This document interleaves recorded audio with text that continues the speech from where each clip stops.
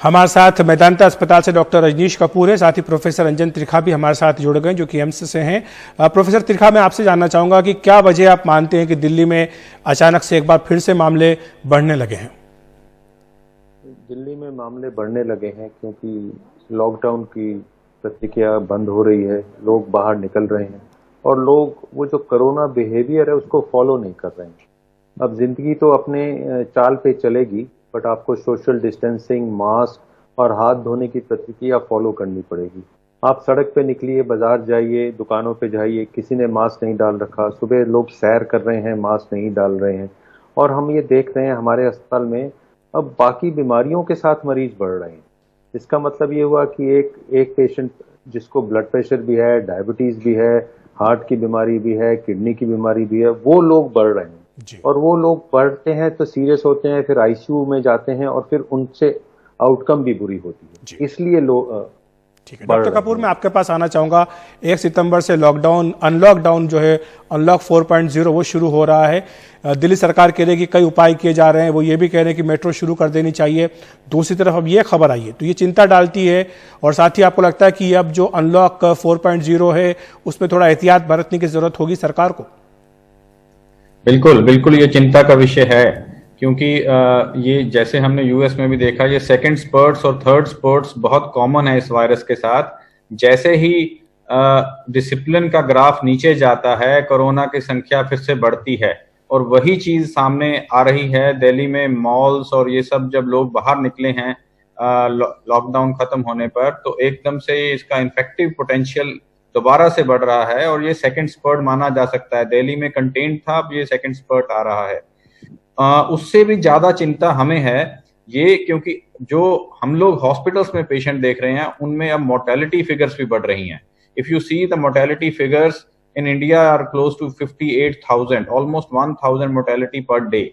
So कहीं ना कहीं जो वायरस लोड रेपिटेटिव होता है, अब जब लोग सब बाहर निकलेंगे, मॉल्स में जाएंगे, तो एक एक्सपोजर हुआ, फिर दूसरा एक्सपोजर हुआ। जब रेपिटेटिव एक्सपोजर से वायरल लोड बढ़ता है तो मोर्टेलिटी के चांसेस और इसका जो ग्रेविटी है, इसके चांसेस बढ़ जाते हैं और it's a risk to life. So having said that, one thing is very clear. Let's not get carried away by unlockdown or lockdown ending. We have to be in a similar gravity very cautious about the disciplined things which we have been taking for corona, social distancing, mask, gloves, इन सब का उसी एहतियात से हम पालन करें जैसे पहले करते रहे हैं और इसको रिलैक्स नहीं करें। जी प्रोफेसर त्रिखा, आपके पास आना चाहूंगा। मुख्यमंत्री केजरीवाल ने कहा है कि तमाम एहतियात बढ़ते जा रहे हैं, टेस्ट की संख्या बढ़ाई जाएगी, 20,000 से ज़्यादा करके उसको 40,000 कर दिया जाएगा। वो लोगों से ये भी कह रहे हैं कि वो जहां चाहते हैं वहां पर उनके टेस्ट फ्री में भी हो सकते हैं।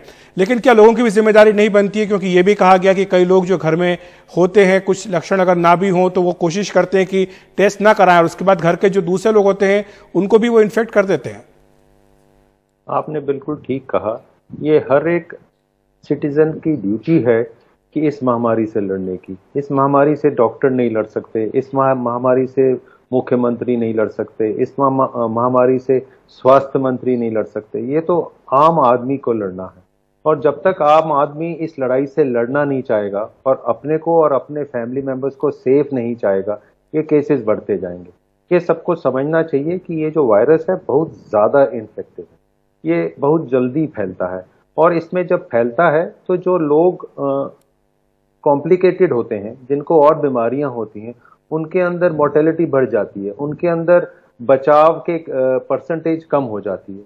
इसीलिए ये हमें देखने को आ रहा है कि मरीज बढ़ रहे हैं और खासकर अस्पतालों में जो आईसीयूज हैं वो भर रहे हैं। बाकी कुछ जो समझदार लोग हैं वो घर में आइसोलेशन में रह रहे हैं, ध्यान रख रहे हैं, बट ये सब सारी जनता को देखना पड़ेगा। एक बात हमेशा याद रखनी चाहिए, जो पेंडेमिक में बीमारियां होती हैं वो सोशल स्टेटस नहीं समझती हैं। आप गरीब हो, अमीर हो, जितने मर्जी पैसे कमाते हो, आप बिल्कुल ही साधारण आदमी हो, ये वायरस किसी को भी इन्फेक्ट कर सकता है। और जो वायरस का इफेक्ट होगा वो किस में कैसा होगा वो भी कोई सोशल स्टेटस पे डिपेंड नहीं करता है।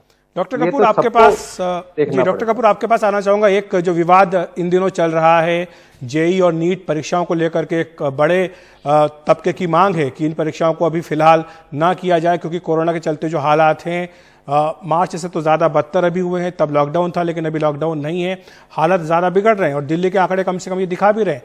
तो ऐसे में आप क्या कहना चाहेंगे कि ये परीक्षाएं आपके हिसाब से अभी हो सकती हैं या इनको भी फिलहाल टाल दिया जाना चाहिए? देखिए, हमें बच्चों की सेफ्टी, स्टूडेंट्स की सेफ्टी हमारे लिए बहुत इमेंस है और उसको अगर हम हाईएस्ट प्रायोरिटी माने तो इस वक्त रिस्की तो होगा क्योंकि it's not a matter of 50,000 और 1 lakh children, it's a matter of 16 lakh और maybe 20 lakh children if you combine JEE and NEET. तो और दूसरे एग्जामिनेशन सेंटर्स में गवर्नमेंट ने बहुत अच्छे इंतजाम किए हैं, बट फिर भी जितना भी इंतजाम करें उतना डिसिप्लिन और उतना स्टेरिलिटी और उतना सेफ्टी हाइजीन मेंटेन नहीं हो सकता जितना कि जरूरी होना चाहिए।